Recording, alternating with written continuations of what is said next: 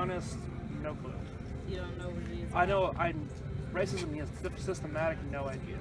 I guess racism has to do with the government. Yeah. And the way that we learn, like people in charge.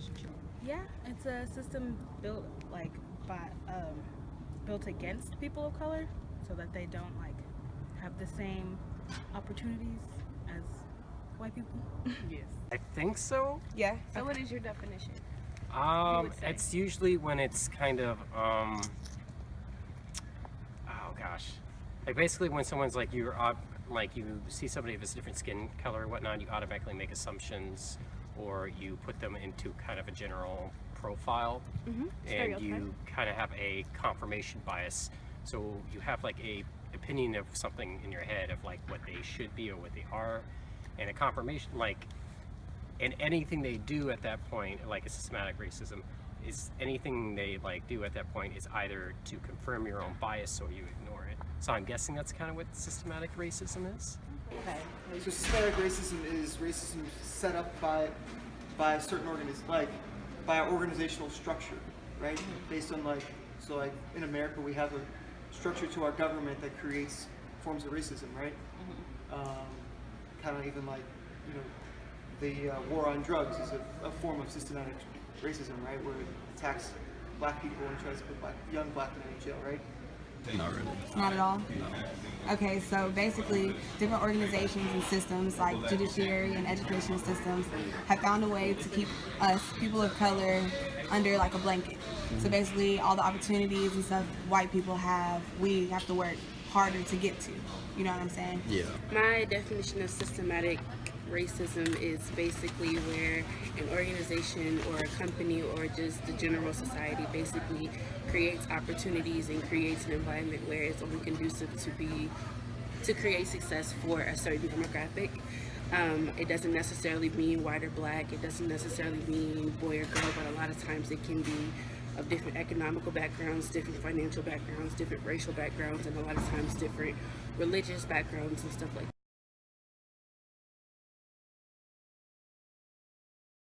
Well, I'm a baby boomer, obviously. As much as I would like to think that it hasn't, it probably has, and it's probably benefited me. Being a white guy of a certain age, as I look back upon it, I'm sure I've probably received some benefits and some opportunities that otherwise I would not have. If it affects only people of color, then obviously it'll make people hard.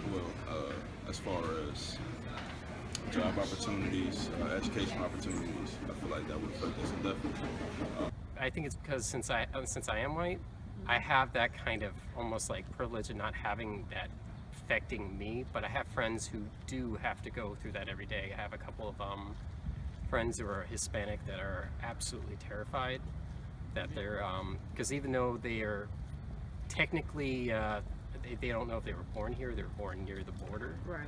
So, but they've spent their entire lives here. They don't speak Spanish.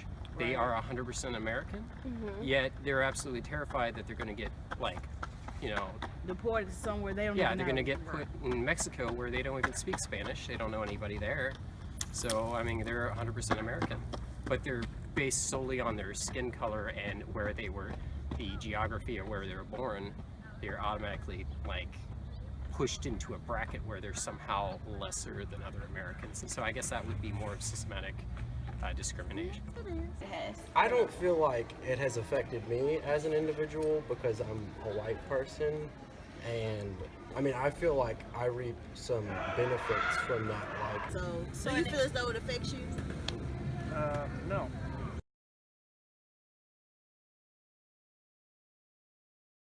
What do you think could be doing to change that?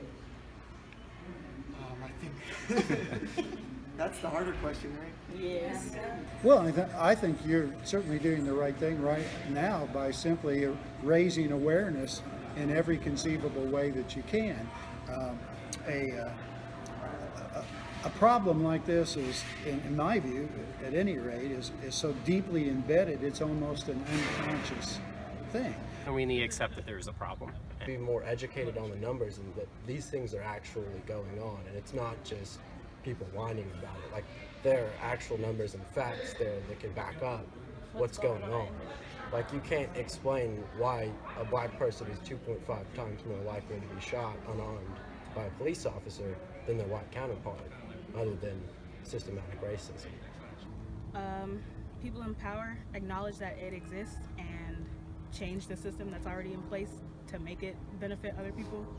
We automatically judge people because of their name or what they look like or what they wear, and we don't take the time to know their hearts and who they are. And with a lot of that field, we try to solve the problems on unconventional means and everything else, and we don't take the time to get in people's lives. We don't take the time to care for people like we should.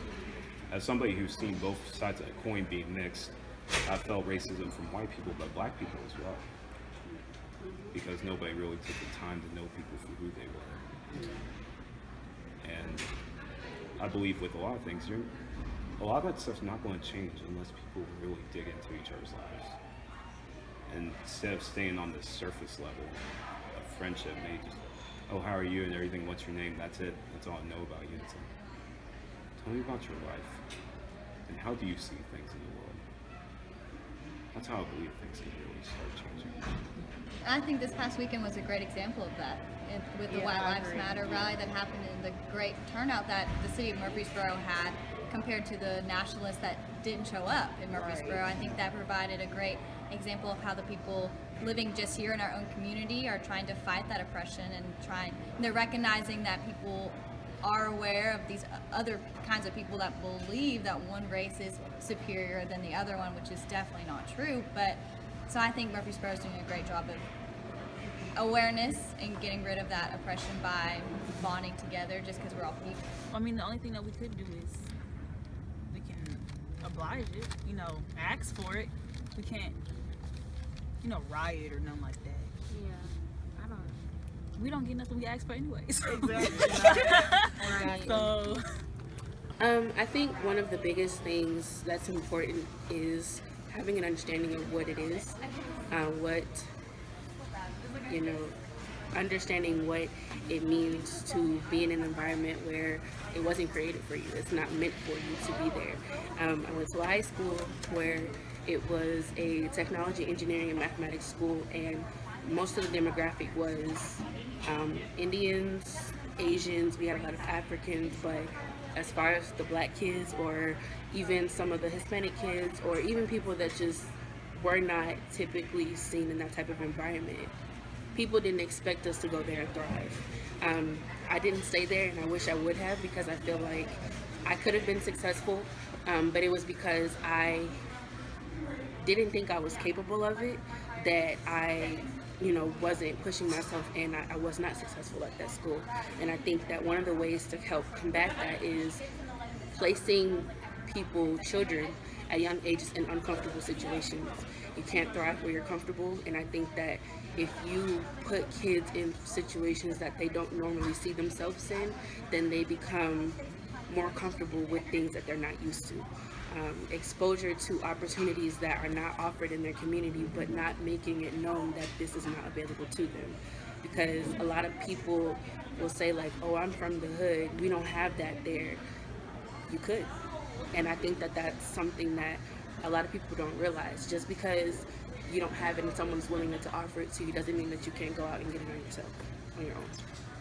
I feel like there's nothing really there's things we can do, but for the most part, I think the only thing that's gonna help that change really is just keeping on proving that that's not that we not pretty much the stereotypical. In my personal experience, the best thing to do to disprove something like that is for those people who do judge you, leave those people alone. But for the people who will let you in, despite your color, despite your race, despite where you come from, show those people a good person. In every single case that I've been involved in, that has allowed me to become close to people and have them completely change whatever type of stereotype they have about me.